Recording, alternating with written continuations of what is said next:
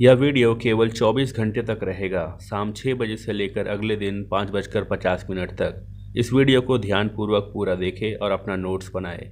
आपने क्या सीखा है, इस बात को चेक करने के लिए डिस्क्रिप्शन में दिया गया लिंक में क्लिक करें और कुछ सवालों का जवाब दें। कोई भी सवाल इस वीडियो को देखने के दौरान आए तो आप हमें व्हाट्सएप करें। हम आपके सवालों का जवाब लाइव सेशन के दौरान देने की कोशिश करेंगे। और हाँ, ध्यान रहे, इस वीडियो का लिंक किसी को भी शेयर नहीं करें और इस वीडियो को डाउनलोड भी नहीं करें। कुछ इंपॉर्टेंट नोटिस आपको वीडियो के अंत में दिया जाएगा। कैसा लगेगा अगर यह बच्चा 5 साल तक ऐसे ही रहे? मेरा मतलब, कैसा लगेगा उनके माता पिता को अगर बच्चा 5 साल का होने के बाद भी एक छोटा सा बेबी के समान रहे और उसका कोई विकास ना हो? जवाब आपको मालूम है, उनको अच्छा नहीं लगेगा। हर कोई जो जन्म लेता है वह बढ़ता है।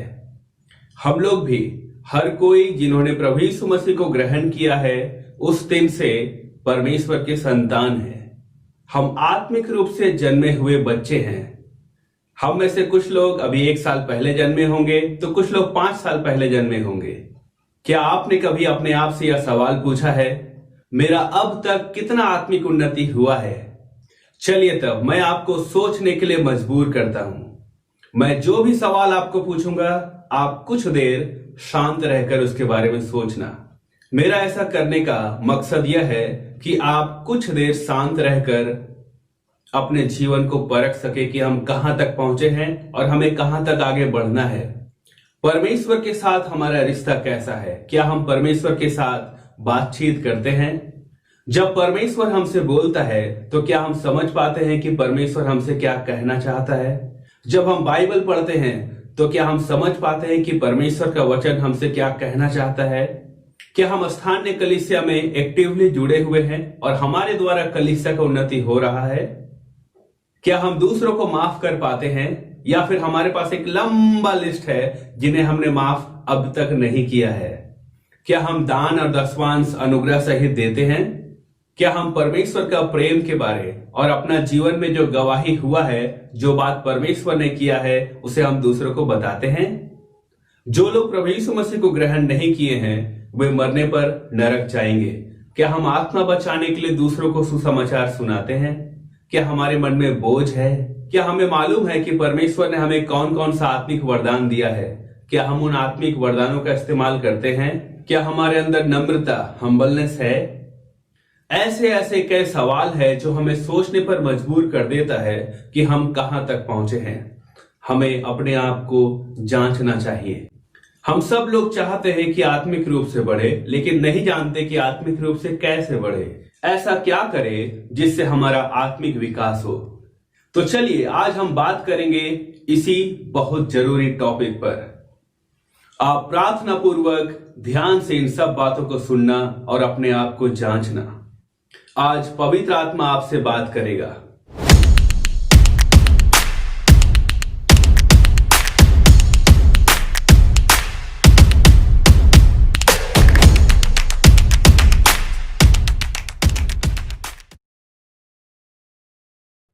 जिस तरह एक बच्चे को बड़ा होने में समय लगता है, उसी तरह से आत्मिक उन्नति में भी समय लगता है। और कई तरह की बातें एक बच्चे के जीवन में होता है और तब जाकर उसका विकास होता है। तो चलिए मैं आपको 10 ऐसे जरूरी बात बताने जा रहा हूं जो हमें आत्मिक उन्नति के लिए सहायता करेगा। हर एक पॉइंट बहुत जरूरी है, इसीलिए आपको पूरा वीडियो ध्यान से देखना है। हर एक पॉइंट दूसरे पॉइंट से जुड़ा हुआ है, इसीलिए आपको पूरा वीडियो ध्यान से देखना है। हर पिता अपने बच्चे के साथ समय बिताना चाहता है। हमारा स्वर्गीय पिता भी हमारे साथ समय बिताना चाहता है। हमें भी परमेश्वर के साथ बातचीत करना चाहिए। क्यों? क्योंकि परमेश्वर पिता के साथ हमारा एक व्यक्तिगत रिश्ता है। हम जितना अधिक परमेश्वर से प्यार करेंगे, उतना अधिक हम उससे बातें करेंगे और उसको जानते जाएंगे। परमेश्वर के साथ बातचीत करना, इसी को हम लोग आज प्रार्थना करना कहते हैं। आप कैसे करते हो परमेश्वर से प्रार्थना? आपके पास मांगने वाला एक बहुत लंबा लिस्ट होगा। मैं भी पहले इसी तरह से किया करता था। इस बात को जान लीजिए कि प्रार्थना का मतलब यह नहीं है कि केवल मांगना और मांगते रहना। जरा सोचे कैसा लगेगा अगर एक बच्चा अपने पिता के पास में केवल तब जाता है जब उसे कुछ जरूरत है, केवल मांगने के लिए जाता है, तो कैसा लगेगा उस पिता को। बाकी समय वह बच्चा अपने पिता से बात नहीं करता और केवल मांगने जाता है। बहुत बुरा लगेगा उस पिता को। ठीक उसी तरह से हमारे स्वर्गीय पिता को भी अच्छा महसूस नहीं होगा। अगर हमें आत्मिक उन्नति करना है तो हमें परमेश्वर से बातचीत करना चाहिए। तो आप सवाल पूछेंगे तो भैया आप ही बता दो कि परमेश्वर से कैसे बातचीत करें। आप अकेले में परमेश्वर से बातचीत करें, क्योंकि लिखा है जब तू प्रार्थना करे तो अपने कमरे का दरवाजा बंद करे और गुप्त में परमेश्वर से प्रार्थना करे, और परमेश्वर हमें गुप्त में प्रार्थना का प्रति उत्तर भी देगा।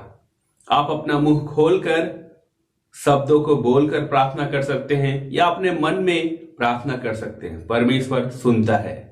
एक मजेदार सीखने वाला बात मैं आपको बताना चाहता हूं, आप ध्यान से सुनना। एक लड़की कुछ इस तरह से प्रार्थना करती है। वह कहती है हाउ आर यू जीसस, और फिर कुछ क्षण रुक जाती है और फिर कहती है आप तो अच्छे ही होंगे, ऊपर से बैठे बैठे सबको देखते रहते हैं, लेकिन आपको पता है कि आज मेरे साथ कॉलेज में क्या हुआ। और फिर वो अपना कॉलेज का बात बताने लगती है और बताते बताते फिर बीच में वो रुक जाती है। कुछ क्षण तो अपना सर ऐसा हिलाती है, ऐसा लगता है मानो वह सुन रही है, और फिर कहती है जीसस अगर आज आप नहीं होते तो मैं कॉलेज में रो पड़ती। थैंक यू जीसस कि आप मेरे साथ थे। क्या हम इस तरीके से बातचीत करते हैं? क्या हम प्रार्थना का बीच में रुककर परमेश्वर का आवाज को सुनने की कोशिश करते हैं? हमें भी इसी तरह से प्रार्थना करना चाहिए। तो दोस्तों आज से हम एक निर्णय लेंगे कि हम परमेश्वर के साथ बातचीत किया करेंगे। दोस्तों हमें अपना आत्मिक उन्नति के लिए और कुछ खास प्रार्थना निवेदनों के लिए उपवास का प्रार्थना भी करना चाहिए। जिस दिन हमने प्रभु यीशु मसीह को ग्रहण किया उस दिन हम परमेश्वर के संतान बन गए, हमारा नाम जीवन की पुस्तक में लिखा गया। लेकिन अब हमें आत्मिक रूप से बढ़ना है, क्योंकि हम एक छोटे बालक के समान हैं, और एक छोटा बालक को बढ़ने के लिए क्या चाहिए? आत्मिक दूध। परमेश्वर का वचन हमारे लिए आत्मिक दूध है। लिखा है कि निर्मल आत्मिक दूध की लालसा किया करो। तो हमें क्या करना चाहिए? हमें परमेश्वर का वचन को पढ़ना चाहिए, सुनना चाहिए, स्टडी करना चाहिए, याद करना चाहिए और मनन करना चाहिए। अगर हमें आत्मिक रूप से बढ़ना है तो हमें हर दिन परमेश्वर का वचन को मनन करना चाहिए, क्वाइट टाइम करना चाहिए। क्वाइट टाइम कैसे करना चाहिए इसका वीडियो आपने देखा है, और मैं आशा करता हूं कि आपने क्वाइट टाइम करना शुरू कर दिया है। आप क्वाइट टाइम का नोट्स बनाएं और परमेश्वर की स्तुति करें। हम जैसे ही प्रभु यीशु मसीह को ग्रहण करते हैं हम परमेश्वर के संतान बन जाते हैं, हम परमेश्वर के आत्मिक परिवार में जोड़ दिए जाते हैं। परमेश्वर का आत्मा उस दिन से हमारे अंदर रहता है, हम पवित्र आत्मा का मंदिर बन जाते हैं। अगर हमें आत्मिक रूप से बढ़ना है तो हमें परमेश्वर का परिवार का जरूरत होता है, और परमेश्वर का परिवार कहाँ होगा? चर्च में, या ऐसा संगति जहां विश्वासी लोग इकट्ठा होते हैं। अगर हमें आत्मिक रूप से बढ़ना है तो हमें नियमित रूप से ऐसे संगति में जाना जरूरी है। अगर आप नए विश्वासी हो और किसी भी चर्च से जुड़े हुए नहीं हो तो आपको अपने आसपास किसी संगति की खोज करनी चाहिए। अगर आपके आसपास कोई संगति हो तो आप वहां जुड़ जाइए। आप कैसे ढूंढेंगे चर्च? आप गूगल में सर्च कीजिए चर्च नियर बाय मी, और आपके आसपास जो चर्च होगा वो आपको गूगल मैप में दिखाई देगा। अगर आपके आसपास कोई भी चर्च नहीं है या कोई भी मसीही संगति नहीं है तो हमें जरूर बताएं, हम आपको ऑनलाइन संगति देने की कोशिश किया करेंगे। आप चर्च में जाए और चर्च से जुड़ जाए और चर्च में एक्टिव होकर के हर तरह के काम में इन्वॉल्व होते रहे। जो भी काम आपको दिया जाता है आप ईमानदारी पूर्वक परमेश्वर का सेवा समझकर चर्च का कामों को किया करें। मेरे प्रियो, जिस तरह एक बच्चे को बढ़ने के लिए परिवार का जरूरत होता है, ठीक वैसे ही हमें भी आत्मिक रूप से बढ़ने के लिए परमेश्वर का परिवार, संगति का जरूरत है। आपने देखा होगा कि अगर कोयले का चूल्हा में से हम एक कोयला निकालकर साइड रख दे तो क्या होता है कि वह कोयला जो बाहर निकाला गया है धीरे धीरे बुझ जाता है। ठीक वैसे ही अगर हम आत्मिक जन्म पाए हुए हैं और हमें संगति नहीं मिलता है तो हम धीरे धीरे धीरे धीरे बुझ जाते हैं। हमारा प्रेम परमेश्वर के प्रति ठंडा हो जाता है, हम पीछे होने लगते हैं। इसीलिए हमें चाहिए कि हमें आत्मिक संगति में हमेशा बने रहना है। हम जैसे ही प्रभु यीशु मसीह को ग्रहण करते हैं, हम परमेश्वर के संतान बन जाते हैं, हम परमेश्वर के आत्मिक परिवार में जोड़ दिए जाते हैं। प्रभु यीशु मसीह को उद्धारकर्ता के रूप में ग्रहण करने के बाद परमेश्वर का प्रेम हमारे अंदर बहुतायत से आ जाता है।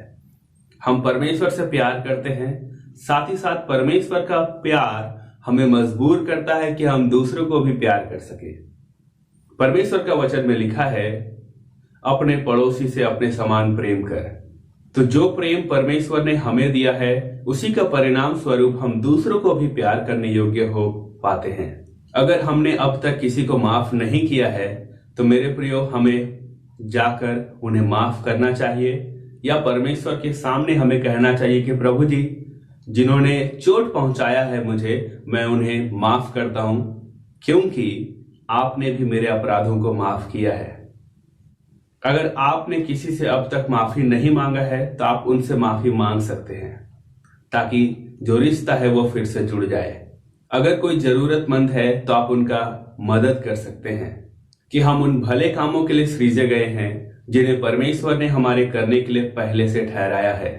लिखा है कि अगर हम भलाई करना जानते हैं तो हमें भलाई करना चाहिए, अगर हम भलाई नहीं करते तो यह हमारे लिए पाप है।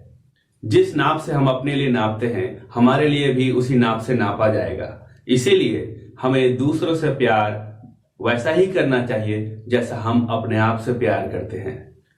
परमेश्वर का प्रेम को हमारे जीवन से हम अपने परिवार में दिखा सकते हैं, अपने दोस्तों के साथ दिखा सकते हैं, या जहां कहीं हम पढ़ाई कर रहे या काम कर रहे हैं, हम किस प्रकार से परमेश्वर का प्रेम दूसरों को दिखा सकते हैं, हमें इसके बारे में सोचना चाहिए और कोशिश करना चाहिए। समाज में कई तरह का समस्या है, उन समस्याओं के बारे में बाइबल क्या बताता है, हमारा मसीही सिद्धांत क्या बताता है, हमें सोचना चाहिए और परमेश्वर का सिद्धांत के अनुसार हमें उन समस्याओं के बारे में कुछ एक्शन लेना चाहिए। और ऐसा जो एक्शन हम लेते हैं और समस्या का समाधान के लिए कुछ उपाय करते हैं, इसे हम कहते हैं गवाह बनना या समाज को प्रभावित करना। हम में से हर एक परमेश्वर से प्रार्थना करता है और कुछ ना कुछ उत्तर हमें मिलता है। हम परमेश्वर को महिमा देने के लिए उन गवाहियों को दूसरों के बीच बता सकते हैं। हम कलीसिया में अपना गवाही दे सकते हैं कि परमेश्वर ने हमें कैसे चंगा किया, परमेश्वर ने हमारा जरूरत कैसे पूरा किया, इस बात को हम दूसरों को बता सकते हैं। और समाज का जो समस्या है उस समस्या का समाधान कैसे बाइबल बताता है, इस बात को भी हम दूसरों को बता सकते हैं, चाहे सोशल मीडिया के माध्यम से या फिर हम 1 to 1 एक दूसरे को बोल करके। आइए, जैसा परमेश्वर के वचन में लिखा है कि पृथ्वी के छोर तक गवाह बनना, हम पृथ्वी के छोर तक गवाह बने, एक ऐसा गवाह जो दुनिया को प्रभावित कर सके।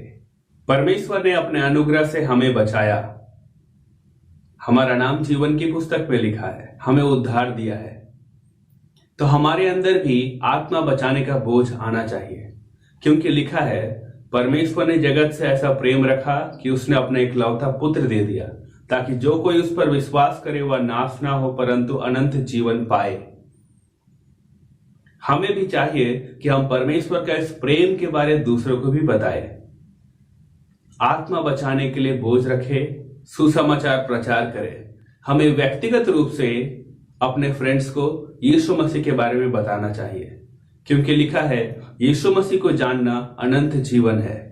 सुसमाचार क्या है? सुसमाचार का मतलब प्रभु यीशु मसीह हमारे पापों के लिए क्रूस में चढ़ाया गया, मारा गया और फिर जी उठा हमें अनंत जीवन देने के लिए। यही सुसमाचार है। ऐसे लोग जो प्रभु यीशु मसीह का बारे में सुनना चाहते हैं, सुसमाचार सुनना चाहते हैं, आप उनको क्या बताएंगे? आप उनको परमेश्वर का प्रेम के बारे में बता सकते हैं। आप उनको परमेश्वर ने इस दुनिया को कैसे सृष्टि किया और पाप कैसे आया और हम सब पापी है, इसके बारे में बता सकते हैं। यीशु मसीह ने इस धरती पे जन्म लिया और कैसे उसने अपना जीवन जिया और फिर यीशु मसीह ने क्रूस पर अपना जान दिया और फिर जिंदा हो गए और दोबारा यीशु मसीह आने वाले हैं। आप पाप के बारे, परमेश्वर का न्याय के बारे में और अनंत जीवन के बारे में, पश्चाताप के बारे में, पापों की क्षमा के बारे में उनसे बातचीत कर सकते हैं। आप उनको प्रभु यीशु मसीह को ग्रहण करने के लिए उत्साहित कर सकते हैं। लेकिन यहाँ एक बात ध्यान रखें, आप उनको बहुत फोर्स ना करें कि हाँ आज ही ग्रहण करना पड़ेगा, राइट नाउ, ऐसा नहीं। पवित्र आत्मा को अपना काम करने दीजिए। दोस्तों, हम में से बहुत लोग आत्मिक रूप से बढ़ना चाहते हैं, तो यह एक जरूरी बात आपको करना चाहिए और वो ये है मेडिटेशन, मनन करना, ध्यान लगाना। जब आप पुराना नियम पढ़ेंगे तो वहां इसहाक ध्यान लगाता था, ध्यान लगाने के लिए मैदान में जाता था। या ध्यान लगाना या मनन करना क्या है?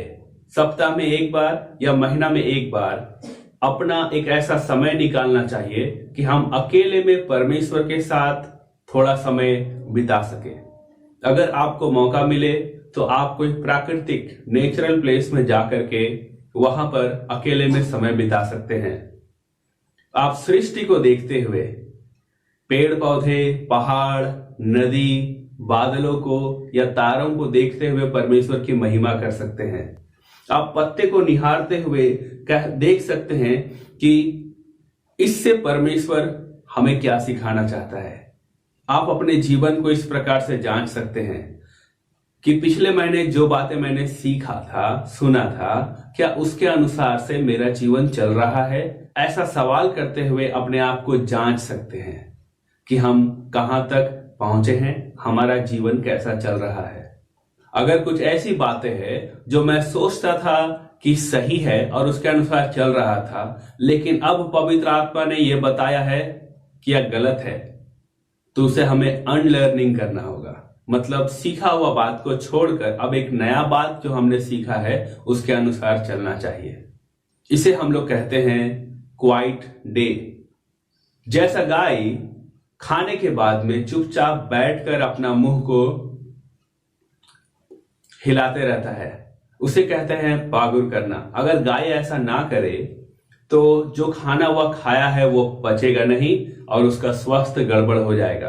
ठीक वैसे ही हमें आत्मिक रूप से हेल्दी रहने के लिए मेडिटेशन, मनन करना चाहिए।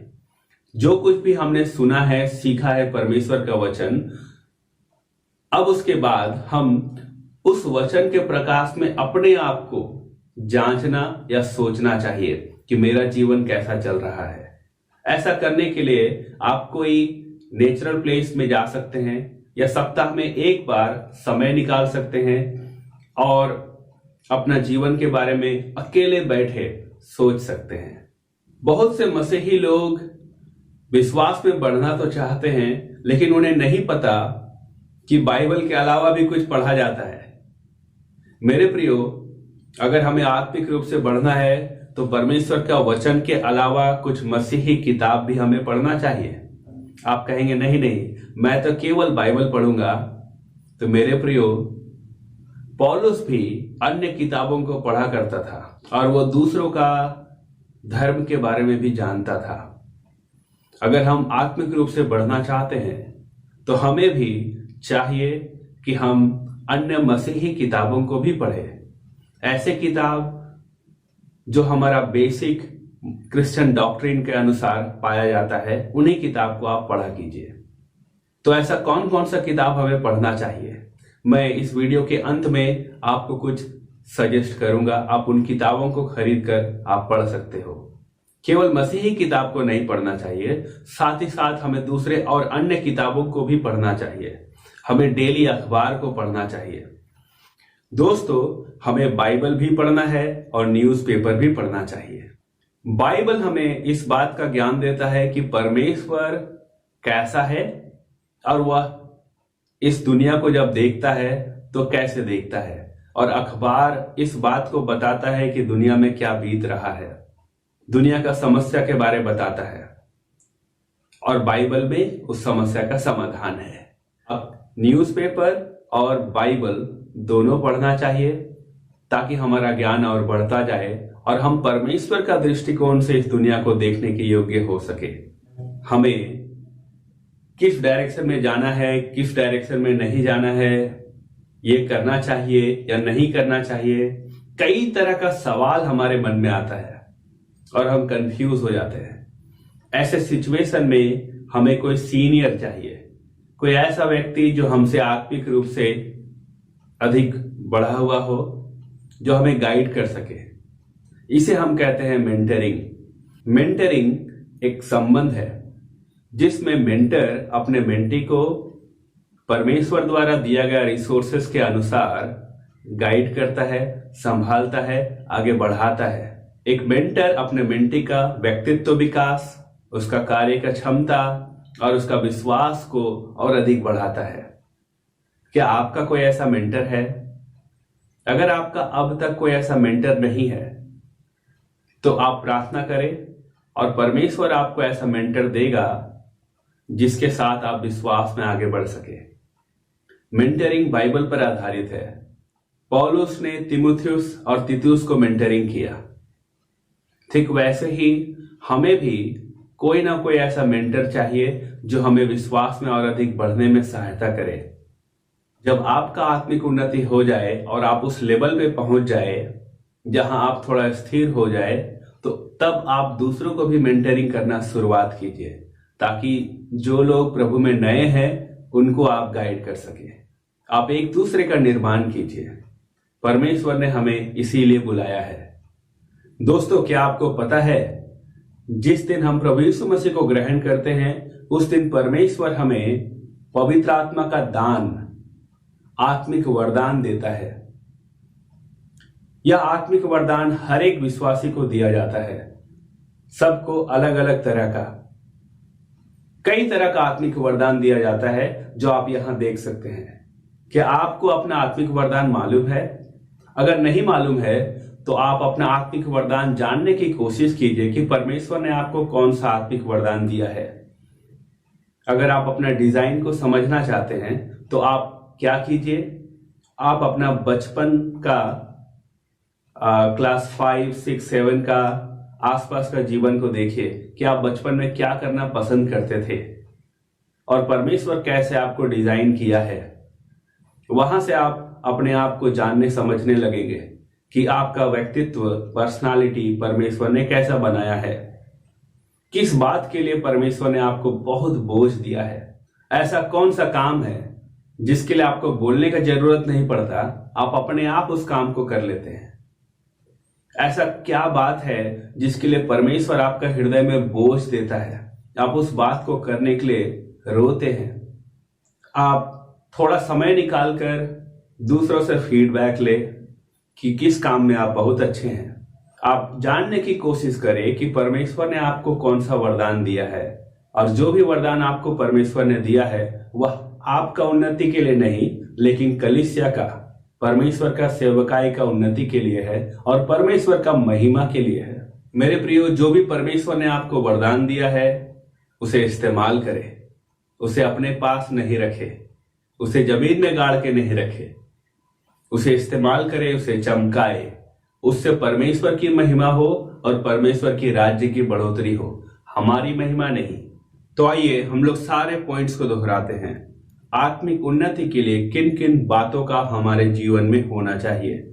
पहला, परमेश्वर से बातचीत करना चाहिए, क्वाइट टाइम होना चाहिए। हमें किसी स्थानीय कलीसिया से जुड़ना चाहिए ताकि हमें संगति मिल सके। हमें दूसरों को अपने समान प्यार करना चाहिए। हमें गवाह बनना चाहिए। हमें दूसरों को व्यक्तिगत रूप से सुसमाचार प्रचार करना चाहिए। आत्मा जीतने वाला बनना है। हमें मेडिटेशन करना चाहिए। लर्निंग और अनलर्निंग हमारा जीवन में होते रहना चाहिए। हमें मसीही किताबों को भी पढ़ना चाहिए ताकि हमारा नॉलेज और अधिक बढ़े। हमें मेंटर होना चाहिए, हमें मेंटरिंग मिलना चाहिए ताकि हम एक दूसरे को बना सके। हमें अपना मिनिस्ट्री या अपना बुलाहट को जानना चाहिए और अपना टैलेंट या गिफ्ट को इस्तेमाल करना चाहिए ताकि परमेश्वर के राज्य की बढ़ोतरी हो। दोस्तों, हमारा व्हाट्सएप ग्रुप को ज्वाइन करें, फेसबुक पेज और इंस्टाग्राम को फॉलो करें। हमारा दर्शन है बाइबल के अनुसार इस डिजिटल सोसाइटी को प्रभावित करना और बदलाव लाना। हम लोग कुछ फ्री सर्विस देते हैं, जैसे क्वाइट टाइम बाइबल पढ़ने के बारे में सिखाते हैं, discipleship training course, prayer support, Christian counselling, topical videos in YouTube. हम लोग कुछ क्रिश्चियन बुक्स, मूवीज और टी शर्ट रेकमेंड करते हैं। आने वाला है क्रिश्चियन डॉक्ट्रिन, जो हमारा विश्वास का नींव है।